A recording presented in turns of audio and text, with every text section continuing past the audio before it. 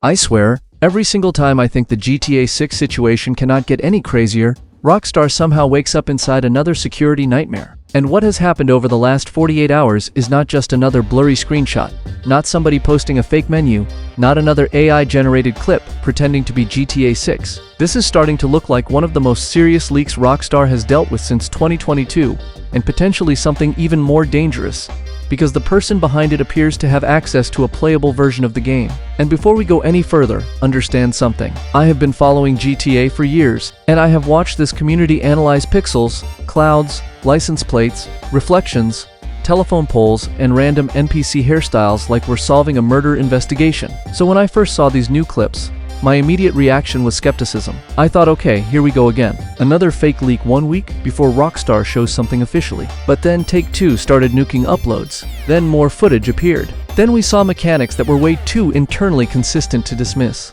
Then the map appeared. Then we got another clip.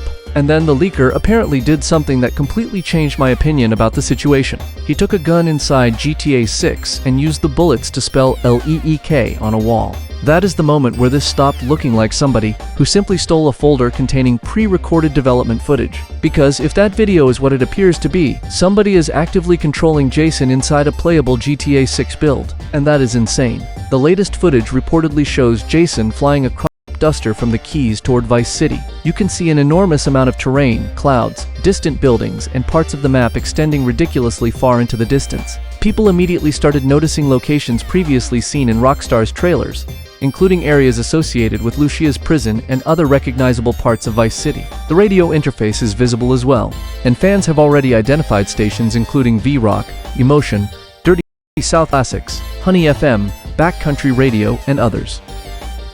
And the draw distance is ridiculous. Remember, this isn't even necessarily the current build of the game. There are strong indications that at least some of this material comes from 2025 or potentially late 2024 rather than August 2026. One of the most interesting clues came from music playing inside the leaked footage. A track identified by the community was released in January 2025, which means that particular recording obviously cannot originate from the old 2022 material. It strongly suggests we're looking at a substantially newer development version. And this is where I need some people to calm down. I've already seen people looking at unfinished animation transitions and screaming, GTA 6 looks terrible. Brother, you are watching stolen development footage. Rockstar did not sit everybody down in a theater and say, here is our final product. Games are not developed like movies where every frame gradually becomes prettier from beginning to end. Developers are constantly breaking things, testing systems, disabling effects, replacing animations, running isolated mechanics, and using builds specifically designed for testing. If this footage really originates around 2025, Rockstar has potentially had more than a year specifically to polish exactly the kind of imperfections people are complaining about. And despite that, some of what we're seeing already looks absurd. One leaked sequence reportedly shows Jason stealing vehicles, and there appear to be contextual options such as cloning a key and smashing a window. That immediately suggests vehicle theft may have more depth than the classic GTA system where you walk up, press a button and magically own whatever car happens to be parked next to you. Another sequence reportedly shows Jason using a taser. There are indications of stamina or adrenaline interaction after being shocked. Fans notice the ability to tag police officers, surrender, pick up clothing from the ground, and put it on, and security NPCs responding differently depending on whether they're outnumbered. Think about what Rockstar is doing here. GTA 5's philosophy was basically maximum freedom with relatively simplified interactions. GTA 6 appears to be borrowing heavily from Red Dead Redemption 2's obsession with physical interaction. Objects matter, cars matter, and PC behavior matters. Clothing matters, the world reacts. The player isn't just floating through a playground anymore. Rockstar seems to want you physically existing inside Leonida. And personally, that is exactly what I wanted. I've seen people say, I don't want GTA to become Red Dead. Neither do I. I don't want Jason brushing his car for 20 minutes because the bumper became emotionally depressed. But there is an enormous difference between making GTA slow and giving GTA depth. Let me break into a parked vehicle differently depending on the situation. Let police recognize suspicious behavior. Let NPCs remember aggression for longer than 3 seconds. Let convenience stores have actual routines. Let me steal clothes. Let me surrender and possibly manipulate police encounters. Give me systems that collide with other systems. That is where Rockstar is unbeatable. Another leaked clip showed Jason playing basketball near an oceanside property. Making a basket apparently provided a small focus increase. The HUD also appeared to display separate money values, which has immediately created theories about different forms of cash, legitimate versus stolen money, shared money between protagonists, bank balances, or something connected to laundering. None of that interpretation is confirmed yet, but the basketball mechanic itself and the visible interface are exactly the sort of tiny details GTA fans have wanted Rockstar to bring back for years. Basketball. Do you understand how long GTA players have begged Rockstar to bring back stupid little activities? That's the secret ingredient. Everybody talks about the map. Everybody talks about graphics. Everybody talks about explosions. But what makes a GTA world feel alive after 300 hours are the things you don't have to do. Pool, basketball, gyms, restaurants, gambling, arcades, random encounters, buying clothes, acting with NPCs, driving somewhere for absolutely no reason. GTA isn't legendary because you can complete missions. GTA is legendary because sometimes you turn the game on intending to complete one mission and 3 hours later, you're standing on top of a hospital fighting the military with half a tire left on your car. From everything we're seeing, GTA 6 seems designed specifically around that kind of chaos. There is the map. It has been one of the biggest GTA 6 mysteries for years because the mapping community has basically been conducting digital archaeology since the original 2022 leak. Studied coordinates, intersections, positions, or landmarks, locations, differences between visible objects. How imagery claiming to represent the in-game map has surfaced alongside the CyberLeak material. It's described multiple counties, rail infrastructure, islands, and an enormous overall landmass. What's really funny is that the fan-made mapping project appears to have been frighteningly accurate in several respects. Imagine being a Rockstar developer. You've spent years hiding your map. You've got security protocols. You've got NDAs. You've got internal systems. And then some guy on Reddit with Photoshop, a calculator, and absolutely no social life reconstructs half of Leonida from a traffic light visible for 4 frames. That is the GTA community. But the real story here isn't even the map. It's CyberLeak. And we need to be extremely precise here, because I've already seen people mixing this situation with the famous 2022 GTA 6 hack. The 2022 hacker was Ariam Kurtaj, a member of Lapsus. That breach resulted in a massive amount of early GTA 6 development footage appearing online. Rockstar publicly confirmed at the time that an unauthorized third party had accessed confidential information from its systems through a network intrusion. Kurtaj was later detained under an indefinite hospital order after the UK court proceedings surrounding his cybercrime activity. This new situation is different. The current identity being used publicly is CyberLeak. We do not currently have reliable public confirmation of who the person or people behind CyberLeak actually are. And anybody confidently telling you, this is definitely this person, without evidence is guessing. CyberLeak is presenting itself almost like a digital activist group. They released something described as the CyberLeak Edict, basically a manifesto attacking what they consider anti-consumer practices in gaming. And here's where things get complicated, because some of their arguments are actually arguments I agree with. They oppose digital pre-orders, and frankly, I understand that. The original purpose of pre-ordering physical games made sense. Stores had limited inventory. If you desperately wanted GTA San Andreas on launch day, reserving a copy could guarantee that you actually got one. But a digital copy cannot sell out. Rockstar isn't going to wake up and say, sorry guys, we've run out of JPEGs. But why does a corporation need your $80 months before giving you the game? That is a legitimate question. CyberLeak also attacks the idea of selling downloadable content that is effectively already contained in the base game, and argues that single-player games dependent on servers should receive an offline fallback when those servers eventually disappear. Again, those are not insane positions. Game preservation matters. Ownership matters. The industry moving toward completely digital ecosystems absolutely deserves scrutiny. This is where CyberLeak loses me. You cannot walk into someone's house, steal their television, hold it over your head, and then scream about consumer rights. Method matters. Thousands of people worked on GTA 6. Programmers, designers, engineers, testers. People who have spent years creating moments specifically designed to surprise us. Not Take-Two's board of directors. They're developers. Dumping their unfinished work online doesn't just hurt some faceless corporation. It destroys surprises those people spent years building. Stop Killing Games, which advocates for many of the preservation principles CyberLeak claims to support, quickly distanced itself from the leaks and condemned illegal methods being used to promote those ideas. We reach the part that makes the entire "we're doing this for gamers" narrative extremely difficult to swallow. CyberLeak has also promoted a cryptocurrency token connected to the attention surrounding these leaks, and reportedly asked people to contribute toward what it describes as a secret project. Do not present yourself as digital Robin Hood, as massive corporations of manipulating consumers, and then point a QR code at excited GTA fans and say, "Hey, here's my crypto." Immediately make everybody suspicious. Genuinely believe their own manifesto. Maybe there really is a political or consumer rights motivation behind it. I don't know. But when someone combines stolen GTA 6 footage, ideological demands, mysterious future projects, and a cryptocurrency token, I am keeping my wallet approximately 6,000 miles away. And you should too. There are reports that the leaker has effectively been releasing material progressively, with additional content and increasingly sensitive footage being teased. That's dangerous, because the biggest nightmare isn't another driving video. The biggest nightmare is the story. A Reddit discussion today summarized the fear perfectly. Once the newest video appeared to demonstrate direct control over a build, fans started seriously considering the possibility that someone could theoretically access much more than isolated developer recordings. And if CyberLeak actually has a playable story build containing major missions, that becomes catastrophic for Rockstar. GTA 6 launches on November 19, 2026.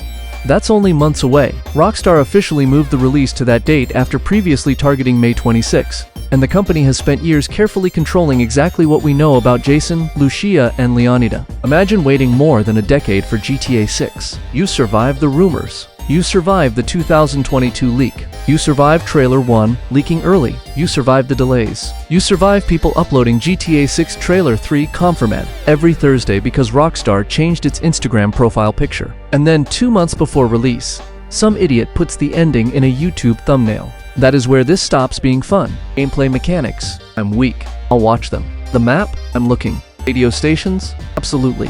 Plain physics, give it to me. But major character deaths, story twists, and the ending, oh, that is the line. Want Rockstar to destroy me emotionally themselves. Rockstar, strangely, remained publicly quiet about this latest incident so far.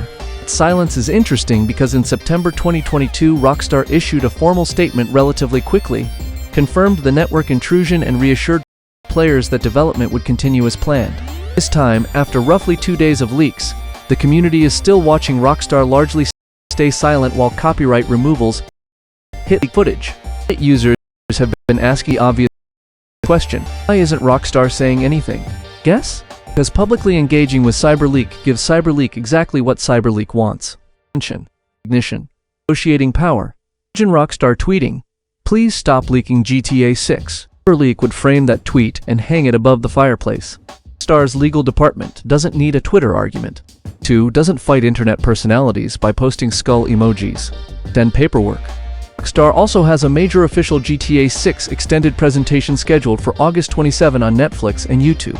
From a marketing perspective, they may simply be refusing to let an anonymous leaker hijack the company's entire communication strategy 1 week before Rockstar intends to control the conversation itself. August 27 presentation suddenly became much more interesting. Rockstar has a problem now. Everything they show will immediately be compared with the leaks. Actions, behavior, mechanics, HUD. Rockstar also has an enormous opportunity. Walk onto that stage metaphorically, show the current 2026 build running properly, and remind everybody why leaked development footage is never the same thing as a controlled final presentation. I think this might make the official showcase hit harder. Right now, millions of people are looking at partially finished footage saying, wait, as an old build, what does the current game look like? The insane part. Look at the lighting in some of these clips. Look at reflections. Look at vehicle interiors. Look at the clouds. Look at how far you can see while flying. Look at the density. And apparently we're not even looking at Rockstar's final November build. People keep asking whether the latest leak is worse than 2022. In terms of sheer historical shock, 2022 still wins for me. That leak exploded out of nowhere. Before Rockstar had properly revealed the game, suddenly we were watching Lucia and Jason walking around unfinished Vice City with development tools covering the screen. It was surreal. It confirmed the protagonists. It confirmed the setting. It showed us GTA 6 years before Rockstar wanted us to see it. But technically, this current situation could become worse, because the 2022 leak was largely a dump of development videos. CyberLeak now appears to be demonstrating something closer to direct access to playable material. That difference is enormous. A folder of videos has boundaries. A playable build potentially doesn't. If I steal 20 videos, I can show you 20 videos. If I have access to the game, I can potentially generate 21st, 22nd, and 100th videos myself. Can explore, can test systems, can seek locations. can deliberately trigger events, can search for characters, can potentially progress missions. That is why writing LEK with bullet holes was such a powerful flex. It wasn't about the word. Cyberleak basically saying, "Isn't somebody else's recording here?" If Rockstar security teams weren't already working overtime, they definitely are now. There's also another possibility people need to consider. Still don't know precisely what kind of build this is. It would be limited, be a testing package, would have restricted areas, lack the complete story, be segmented, be something prepared for QA or external testing. The fact that somebody can control Jason does not automatically mean they have a gold master copy of GTA 6 sitting on their desktop. Distinction matters. Users themselves have debated whether these clips could originate from limited testing builds designed around specific tasks rather than unrestricted copies of the entire game. Don't fall for exaggeration. Full build does not automatically mean Cyberleak has every mission and the ending. Know that. Threat is now credible enough that I would be extremely careful online from this point forward. GTA-related keywords if you desperately care about the story. Random TikTok comment sections. Full with YouTube thumbnails. For the love of God, if somebody messages you saying download the GTA 6 leaked build year. Download some mysterious executable from a Telegram account called XXJasonLuciaHacker420XX. Not get GTA 6. Get GTA 6 viruses. The Grand Theft Bank account. Despite everything happening, his takeaway from these leaks is weirdly positive about the game itself. GTA 6 looks ambitious. Graphically ambitious. Or seems to be building a world where stealing a car can involve multiple interactions. Police encounters have more possibilities. NPCs react contextually. Physical items matter.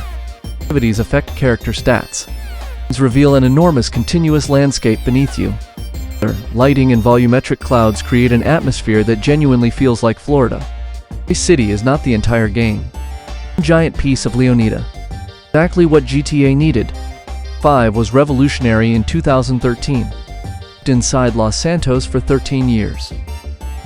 Children were born, learned to walk, learned to read, discovered GTA Online, got griefed by an oppressor MK2, and entered high school while we've been waiting for the next game. GTA 6 cannot simply be GTA 5 with prettier palm trees. It needs to feel like another generation of open-world design.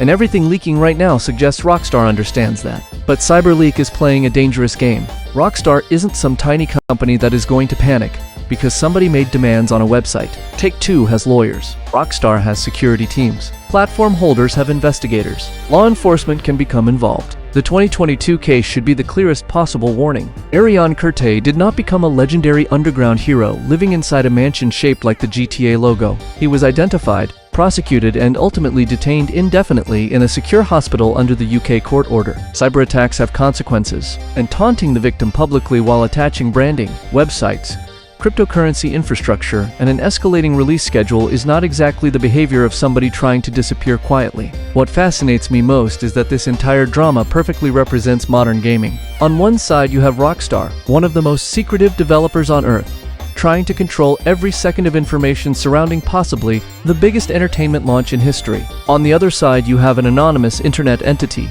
basically turning leaked footage into an episodic television series. The community sits in the middle refreshing Reddit every 15 minutes. Take-Two is throwing copyright claims everywhere. People are reconstructing maps. Crypto appears for absolutely no reason because apparently every internet disaster now legally requires a token. And Rockstar is just standing there silently with August 27 circled on the calendar. This game isn't even out yet and GTA 6 already has more lore than half the games I've played. And that's why, as completely insane as these leaks are, I'm not worried about GTA 6 itself. I'm worried about spoilers. I'm worried about developers having years of work exposed without permission. I'm worried about somebody potentially releasing something that creates an actual security problem. The game looks ridiculous. If Rockstar takes the density and physical interaction of Red Dead Redemption 2, combines it with GTA's speed and chaos, gives us a massive Leonida sandbox, dramatically improves police AI, expands vehicle systems, fills the world with optional activities,